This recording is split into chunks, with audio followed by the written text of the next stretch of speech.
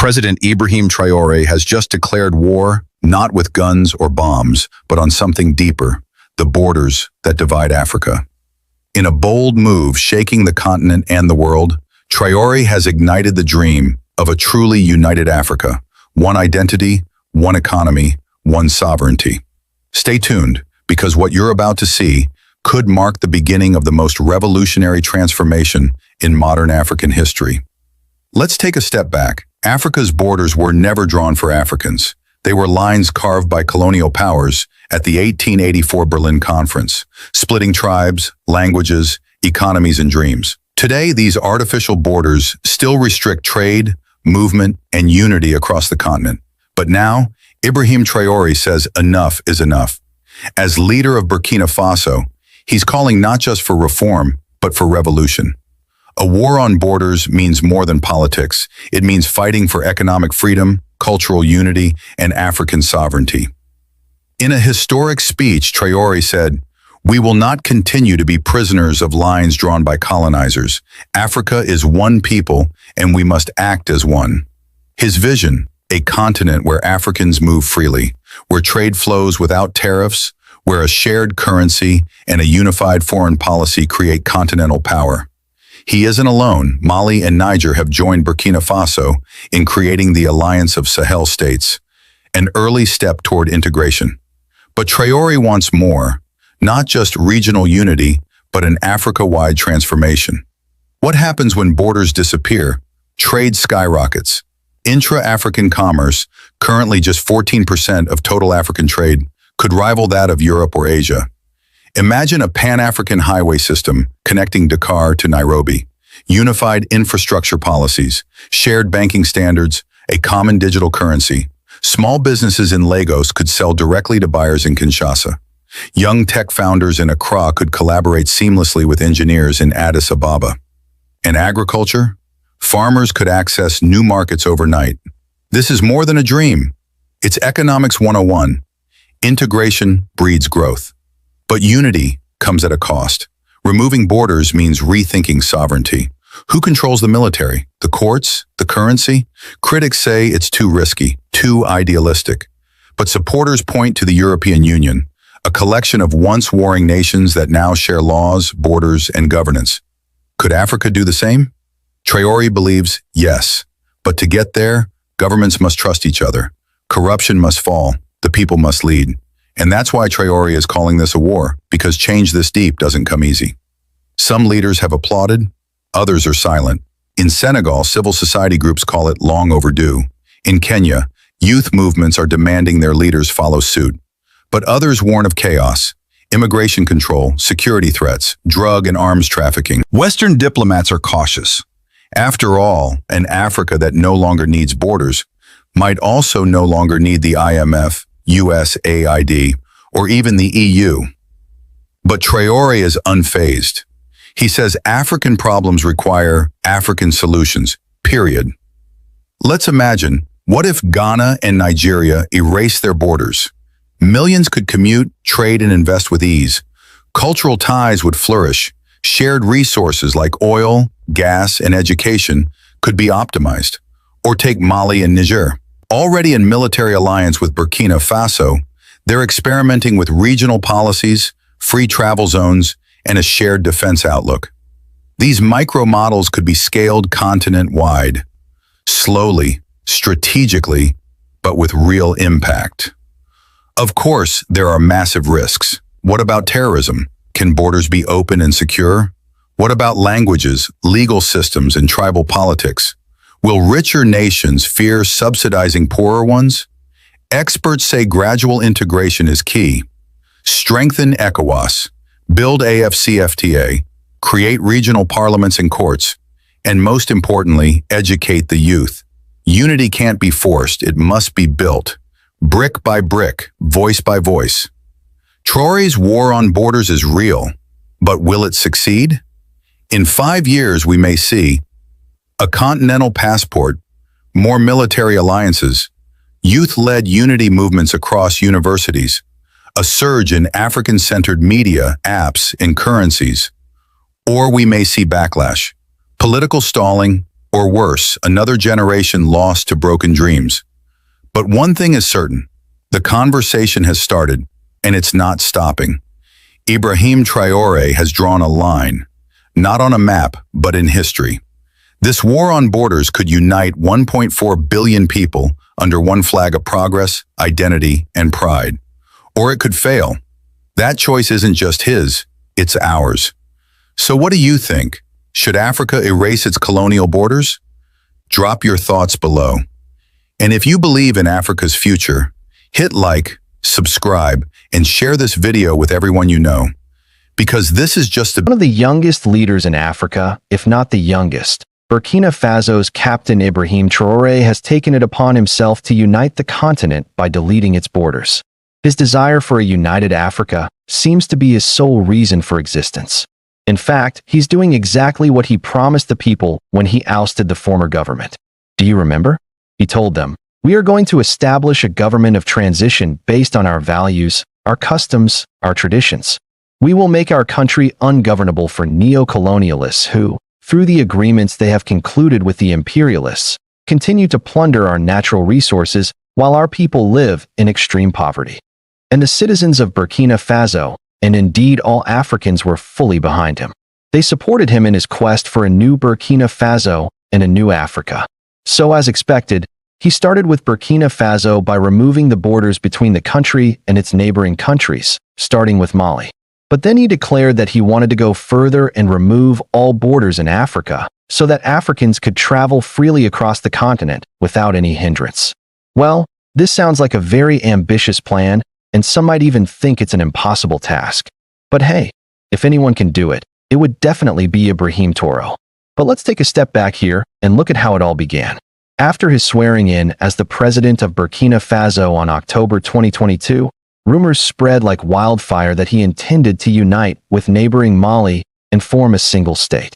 It all started when the head of the military junta in Burkina Faso suggested the possibility of merging with Mali during a meeting with officials from the Economic Community of West African States, ECOWAS.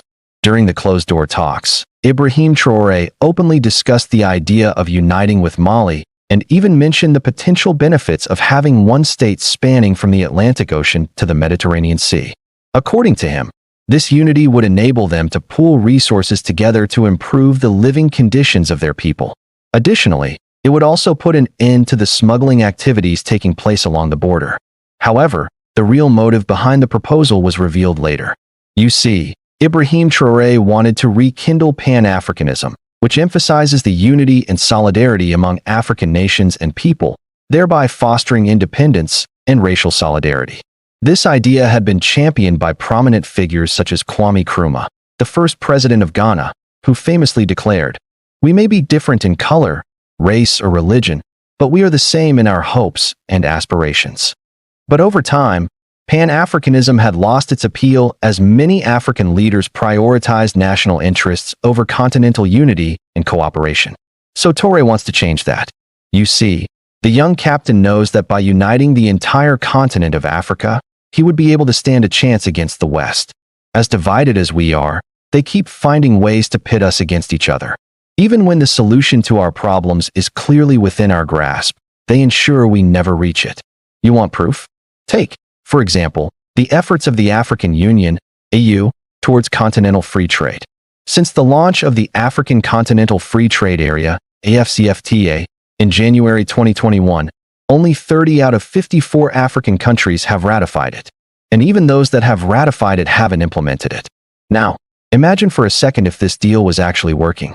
Intra-African trade would increase significantly, leading to a boost in the continent's GDP.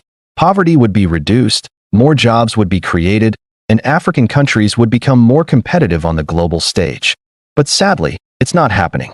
And one of the major reasons for this is the lack of political will among African leaders.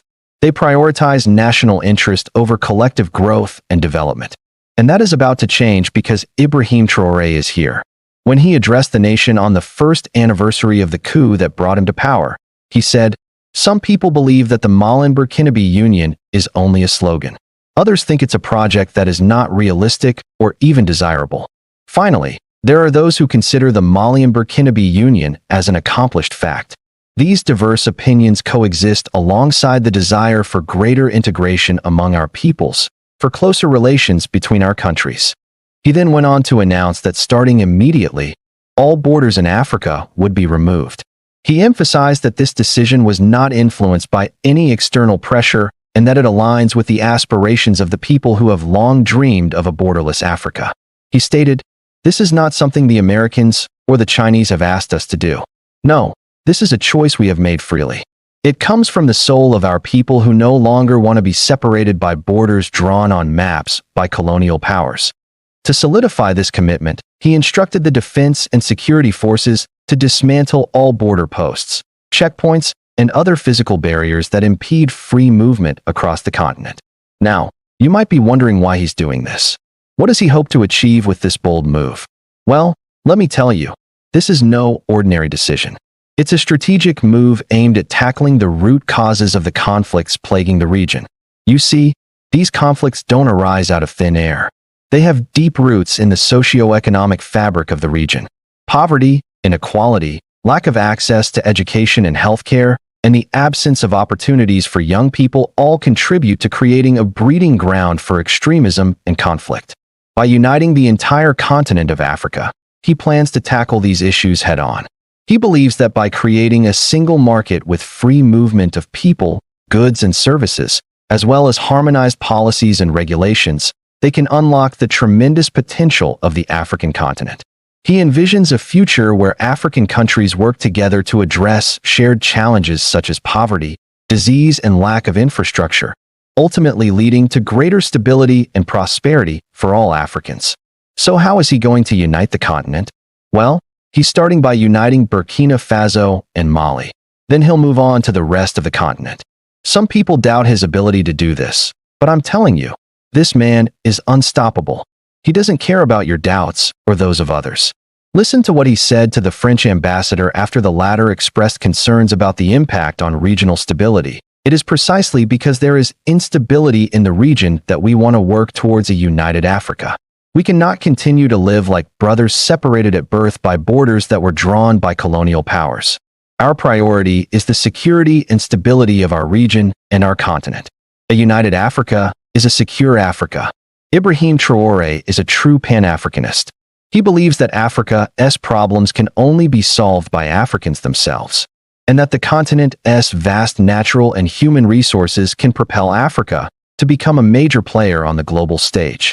However, he understands that to achieve this, Africa must be united and work together to harness its full potential. That is why he is calling for a united Africa that will eventually become a formidable force to be reckoned with. In fact, he's already taking steps to make this vision a reality. He has ordered the removal of all land borders in the Sahel region, which includes Burkina Faso, Mali, Chad, Niger, and Nigeria. He is also in talks with other African leaders to remove visa requirements for travel across the continent.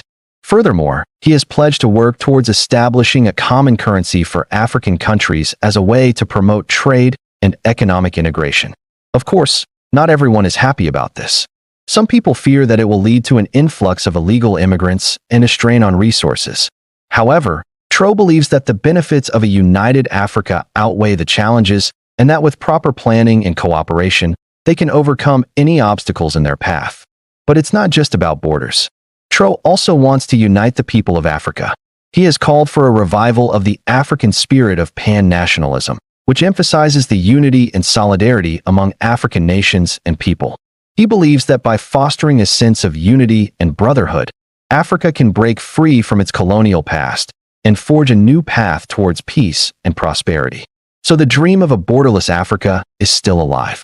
It may seem like a distant dream, but with leaders like Ibrahim Traore, who are brave enough to challenge the status quo and fight for a better future for their people, anything is possible. If you agree with Captain Traore, let us know in the comments below. Also, please don't forget to share this video with your family and friends because someone out there needs to hear this message.